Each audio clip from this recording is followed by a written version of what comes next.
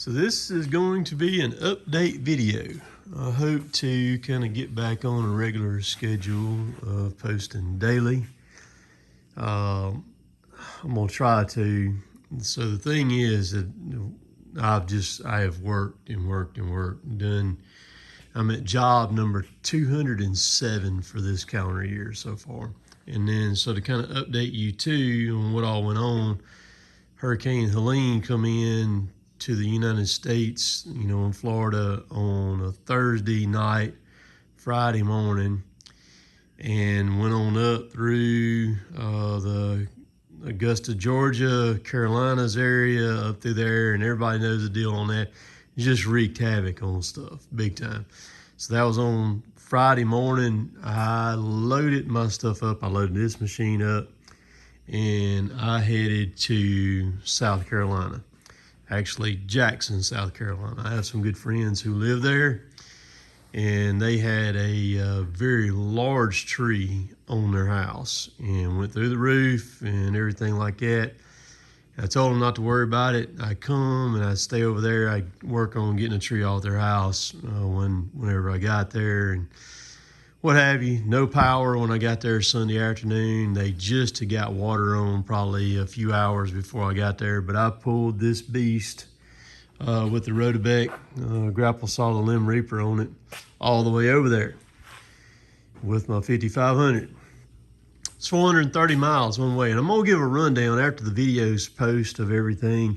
I'm gonna give a rundown of everything I took with me, the quantities of everything, and what I did to survive. You can see my coolers here. I left out that Sunday.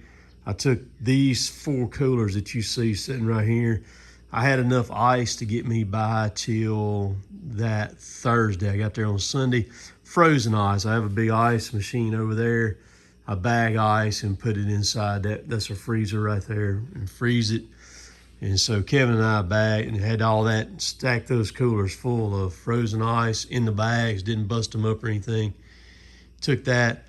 Since they didn't have no power, of course, I got the Miller generator on the truck, and I took the Polaris right there too. That's a 2,000 watt inverter generator, took it. And when I got there, we cranked that generator up, and it ran for 134 hours straight is what that little generator ran on. And so they got power back. That was Sunday evening. They got power back the following Saturday. So the whole time I ended up staying over there. I was in South Carolina for 11 days. The first 3 days, Monday, Tuesday, and Wednesday, I worked by myself. Rook got there on Wednesday evening, and then Rook and I teamed up in North Augusta, South Carolina, which is right across the river from Augusta. And then Rook and I worked 6 days straight. So all in all, I was over there a total of 11 days solid. I burnt a lot of fuel. I took 230 gallons of fuel with me that I had on hand when I left, and I ended up having to buy a little bit. I'll have the rundown on that, like the totals on all that. And everything. Everything performed flawlessly.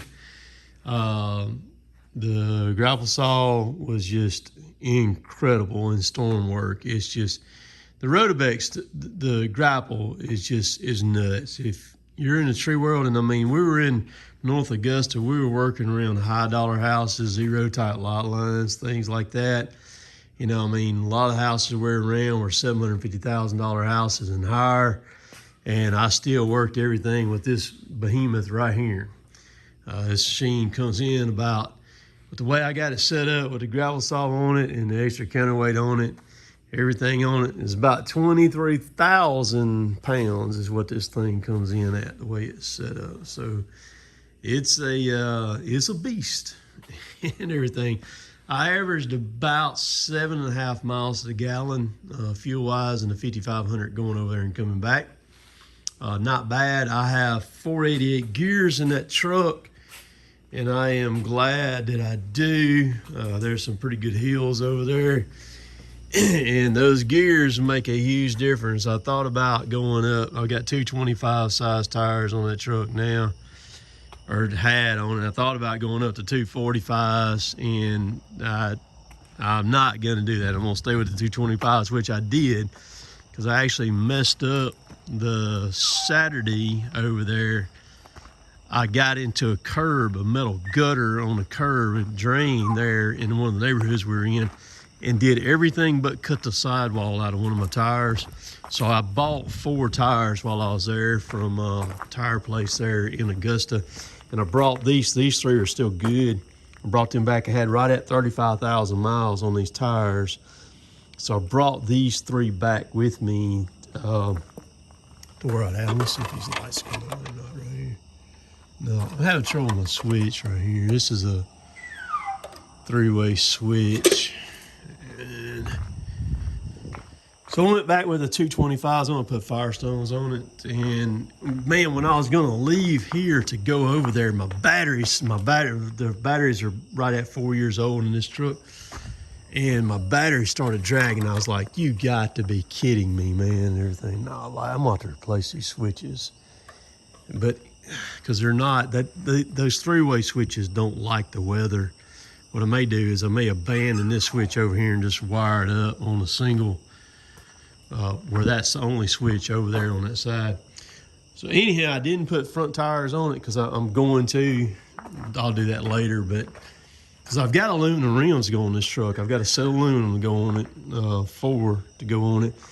And I want to get those powder coated black before I put them on there. So when I go to put the fronts on there, then I'll swap the outsides out to the black aluminum and everything.